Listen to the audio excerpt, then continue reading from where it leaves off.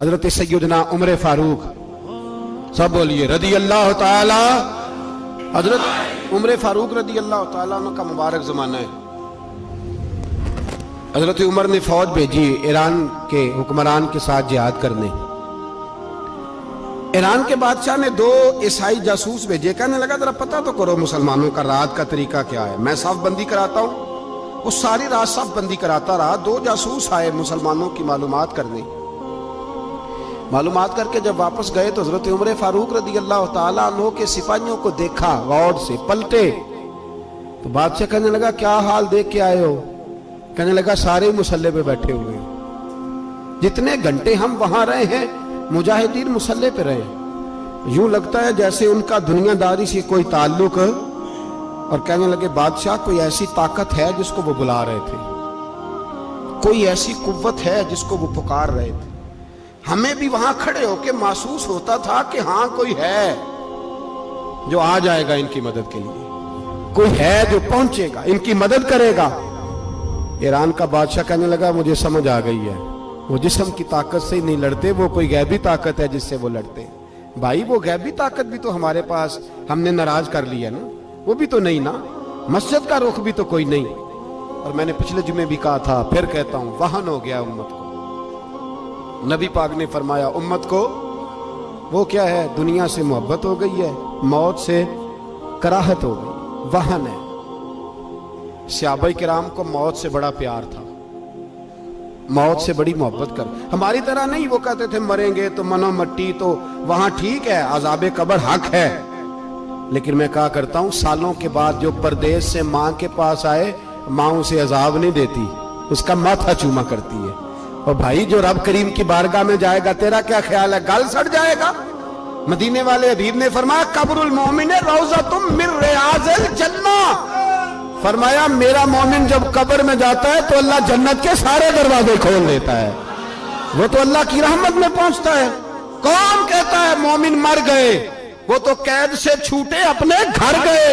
कौन कहता है कब्र में अजाब है तो सिर्फ अजाब ही है, हाँ मुजरिम को सजा मिलेगी, लेकिन मोमिन हमेशा जहन्नम में, वो बेलाखिर जन्नत में जाएगा, बेलाखिर जन्नत में जाएगा। और किसी दरवेश ने बात की, वो करके चले गए, पर कमाल ही कर गए। कहने लगे दोज़ख में मैं तो क्या, मेरा साया ना जाएगा, क्योंकि रसूल पाक से देखा ना जाएगा।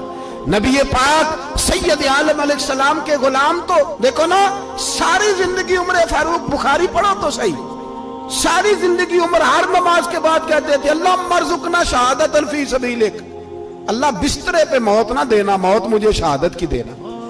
हजरत सैयदना मौला अली शेर खुदा करम अल्लाह ताला वजहुल करीम सारी जिंदगी कहते रहे अल्लाह अली ने मैदान में उम्र गुजारी है, इसे शहादत की मौत अता फरमा।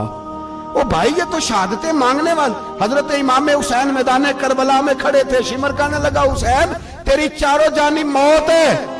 तो आप फरमाने लगे तुझे अभी हमारा पता ही नहीं, मौत से तो हमारा प्यार चलता है। और फरमाया ये शहादत तो हमारा पीछा करती है, पहुंच जाती है जहां हम होते हैं, मौत से डरा रहा है।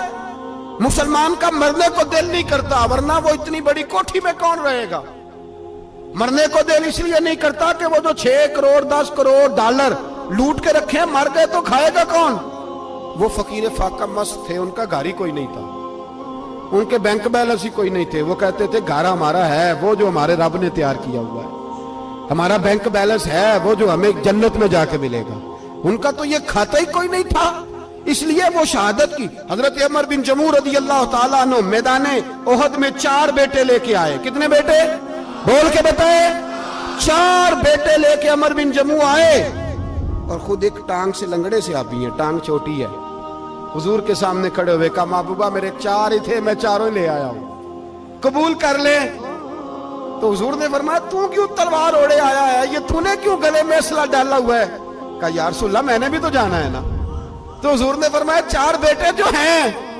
तो हजरत उमर बिन जमू ने बात की, सहाबा कहते हैं लबों से मुस्कुरा रहे थे, आंखों से रो रहे थे, क्या अजीब अंदाज है। हुजूर ने फरमाया उमर 4 बेटे जो आ गए तो तू रहने दे। तो हजरत उमर रो पड़े, कहने लगे महबूबा क्या लंगड़े जन्नत में नहीं जाएंगे? क्या हुजूर मैं लंगड़ा हूं तो मेरे लिए जन्नत कोई नहीं? मेरे हबीब पाक सैयद आलम सल्लल्लाहु अलैहि वसल्लम ने फरमाया अमर तो जरूर जन्नत में जाएगा। कहा महबूबा फिर बच्चे बाद में जाएंगे, मैं पहले मैदान में जाऊंगा। एक बीबी 4 बेटे लेके आई उहद में। कहा महबूबा कुल कमाई थी मैं ले आई हूँ, मेरे पास कोई और शय होती तो मैं बचा के ना रखती। बेटे दे के ना हाजिरी लगवा के तो वापस दरवाजे पे ले गई। तो हजरत सैयदना अब्दुल्ला इब्न उमर फरमाते हैं बीबी बोल रही थी तो मेरा जज्बा जिहाद बढ़ रहा था। अपने बेटों को कहने लगी मैं तुम्हें हुजूर के पास छोड़ के जा रही हूं, जब तुम मैदान में गिरोगे तो मैं तुम्हें देखने आऊंगी।